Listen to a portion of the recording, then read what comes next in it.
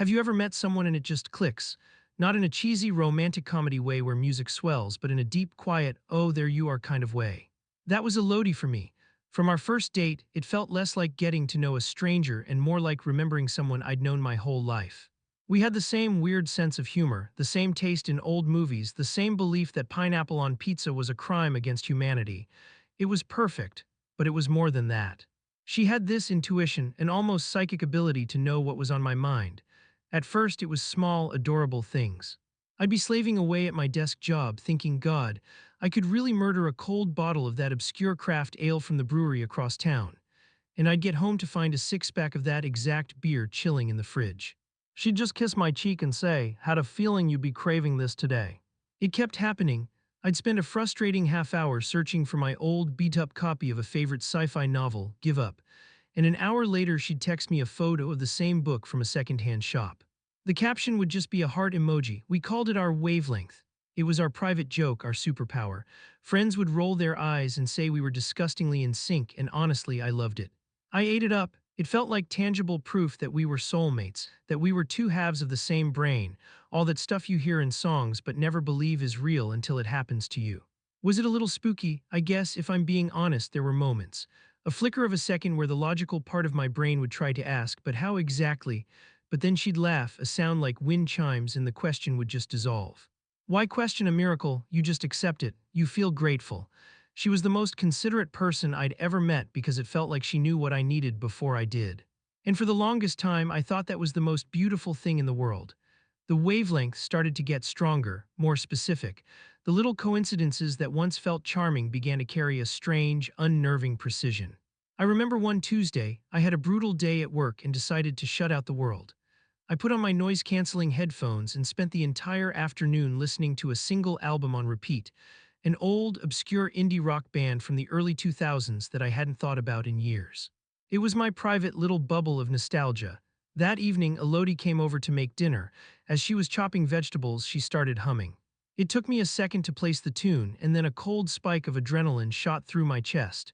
It was the melody from the album's most obscure track, one that never got any radio play.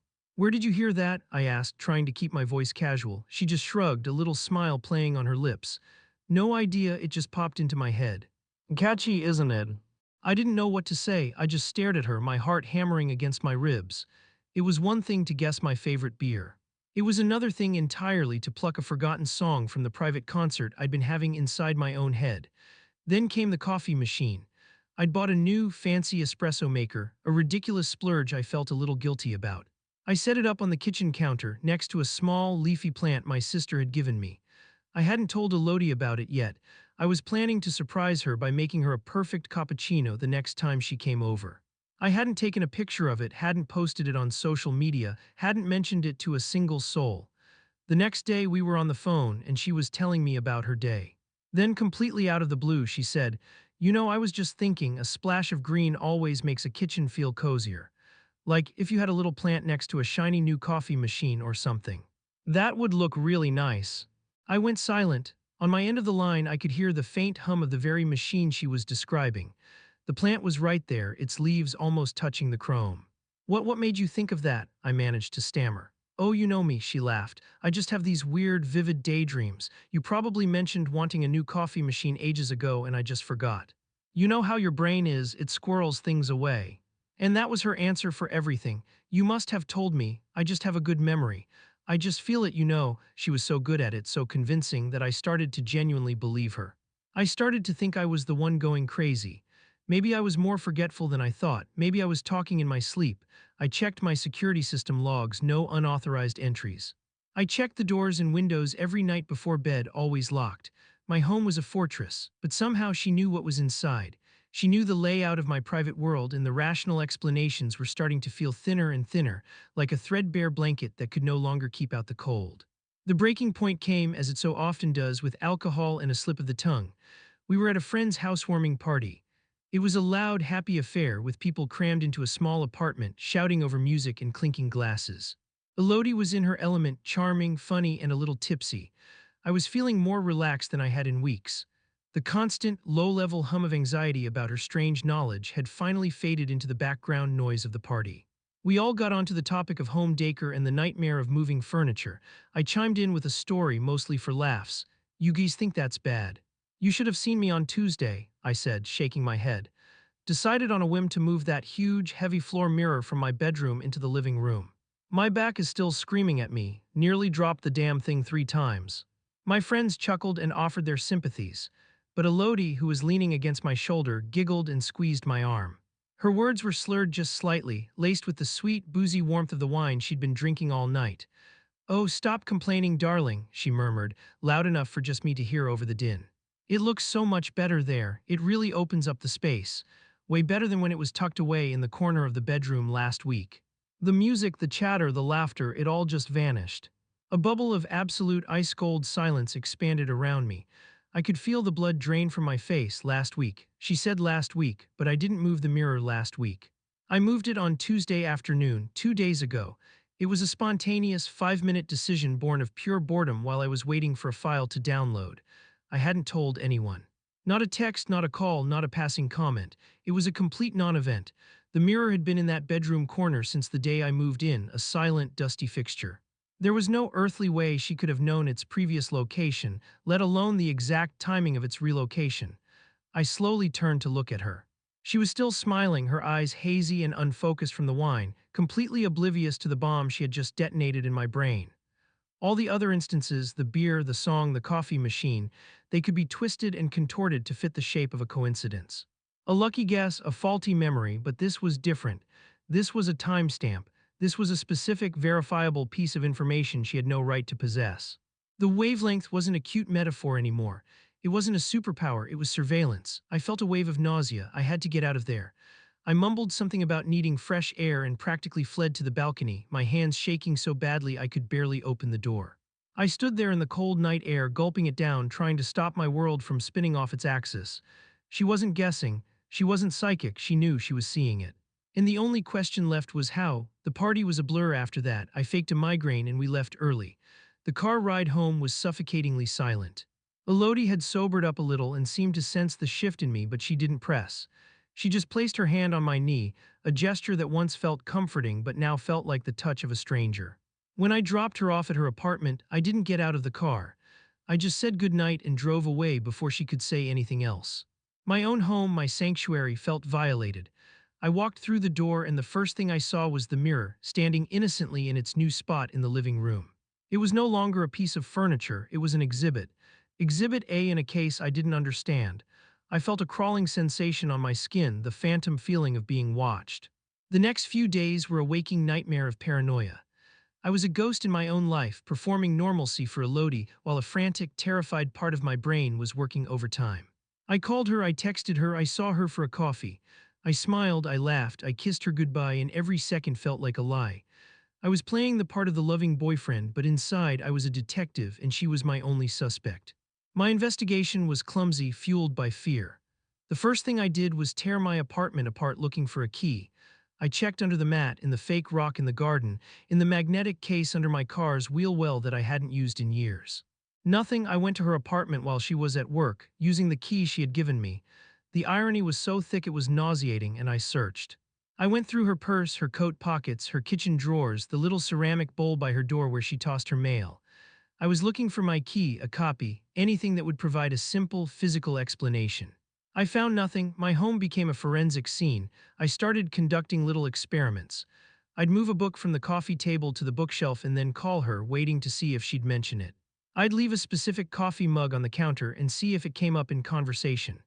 I was turning into one of those crazy people in movies, the ones who line up their soup cans and draw lines on the floor.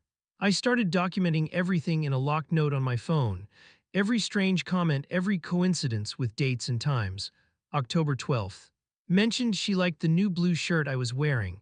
I bought it that morning and was wearing it for the first time while working from home. October 14th. Asked if my cat Jasper was feeling better. I hadn't told her he'd been sick. I'd spent the afternoon at the vet. October 17th, the mirror incident. Reading the list back, I felt sick. It wasn't a collection of coincidences, it was a logbook, a surveillance record.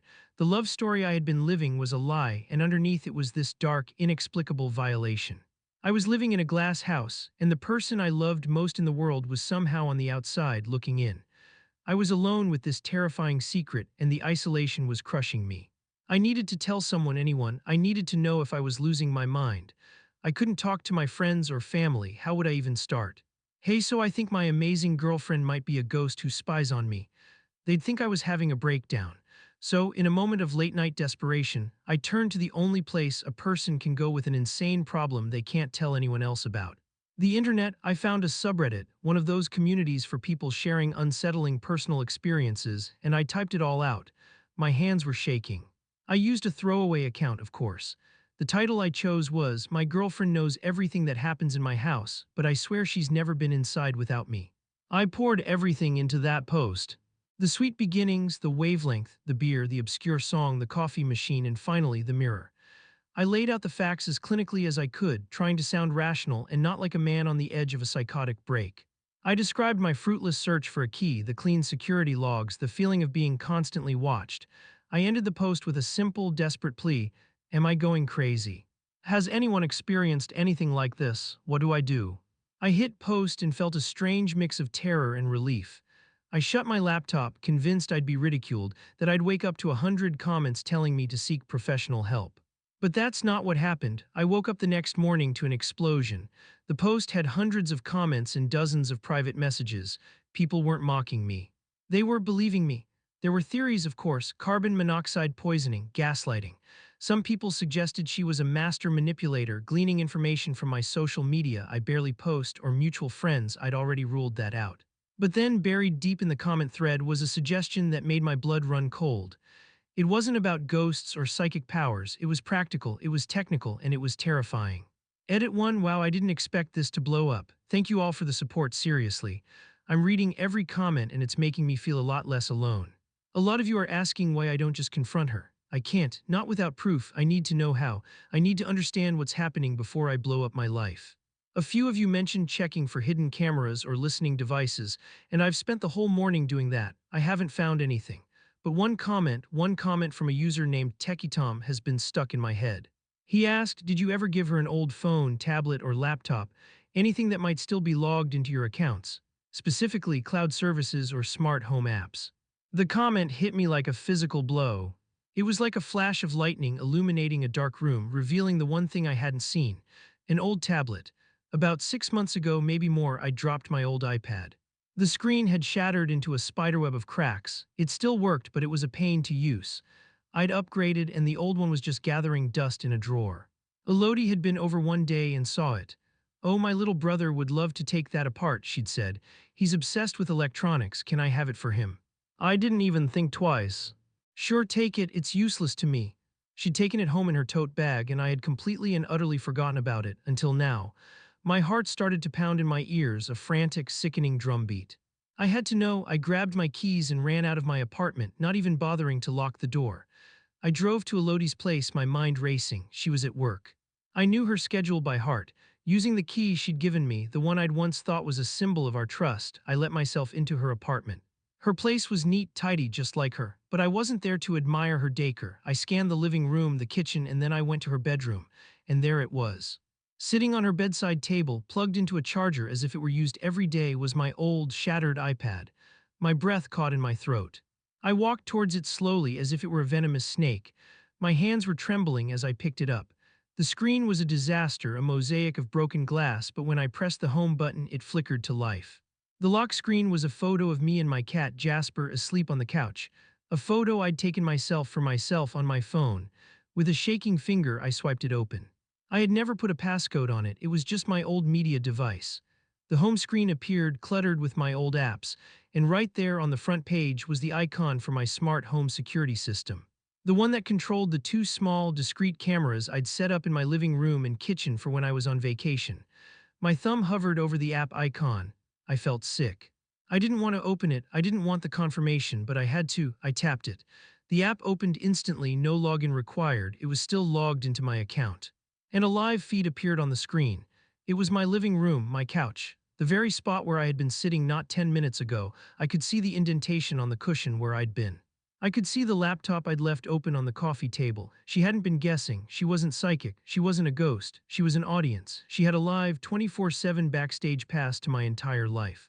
The song, the coffee machine, the mirror, my sick cat, she had seen it all. She had been watching me for months. Every private moment, every unguarded sigh, every lonely evening. The entire foundation of our relationship, the beautiful, magical wavelength, was nothing but a lie built on a grotesque, digital peephole. I stood there in her bedroom holding the tablet, the evidence. The feeling wasn't anger, not yet. It was a profound, hollow sickness. It felt like I was watching my own life from a distance, seeing the last year not as a romance, but as a twisted psychological experiment with me as the unwitting subject. The intimacy I had cherished was a fabrication. Every shared secret, every moment of vulnerability I thought we'd had was tainted. She hadn't been sharing in my life, she had been consuming it. I took the tablet, I walked out of her apartment, locked the door behind me, and drove home in a daze. The confrontation was inevitable, but I didn't rush it. I needed to process the sheer scale of the deception. When she called that evening, her voice cheerful and loving, I played along one last time. It was the hardest thing I've ever had to do. The next day, I asked her to come over. When she arrived, I was sitting on the couch. The tablet was on the coffee table between us, its screen dark. She came in smiling and leaned down to kiss me. I turned my head and she kissed my cheek instead. The smile faltered. "What's wrong?" she asked, her voice laced with concern. That fake, manufactured concern. I just pointed to the tablet. "Do you know what this is?" She looked at it, and for a split second I saw it in her eyes, a flash of pure panic. She recovered quickly, forcing a little laugh. "Your old iPad, my brother never got around to fixing it, so I was just using it for recipes." "The screen is awful." "Turn it on, Elodie." My voice was flat dead, her hand trembled as she reached for it. She pressed the button, and my face, my cat, my life illuminated her own. I watched her as she saw what I had seen. The open security app, the live feed of the room we were sitting in. She didn't try to deny it, the dam broke. She crumpled, sobbing, sinking to the floor. The explanation came out in a torrent of tears and excuses. It wasn't what I thought, she loved me so much. She had been hurt before, cheated on, abandoned. She had so much anxiety, so much fear that I would leave her. The cameras, they weren't for spying, they were for connecting. For feeling close to me when we were apart, for making sure I was safe. It was her way of protecting me, of being with me. She would see I was out of beer and go buy some. She would see I was feeling down and know to call. She saw the mirror move and just wanted to tell me it looked nice. It was all out of love, she insisted, a twisted, desperate, suffocating love. I listened to it all and I felt nothing. No pity, no sympathy, just a vast, cold emptiness. The woman I loved didn't exist. She was a character played by this stranger crying on my floor. A stranger who had turned my home into her personal theater. Final update, I'm writing this a week later. I broke up with her that day. I made her leave and I haven't spoken to her since. I changed all my locks, my passwords, my Wi-Fi, everything. I threw out the cameras. The police said it was a legal gray area, that a formal complaint would be difficult since I had willingly given her the device. It's over, but it's not. I sit in my apartment now and the silence is different. It's heavier. Every creak of the floorboards, every shadow in the corner of my eye makes me flinch. I feel watched even though I know I'm alone. The feeling of safety, of having a private space in the world, is gone. Maybe I'll get it back one day, I don't know. Thank you to the people on here who helped me find the truth. You saved me from a lie, but you also showed me a darkness I never knew existed, and I don't think I'll ever be able to unsee it. I don't think I'll ever trust anyone that completely again.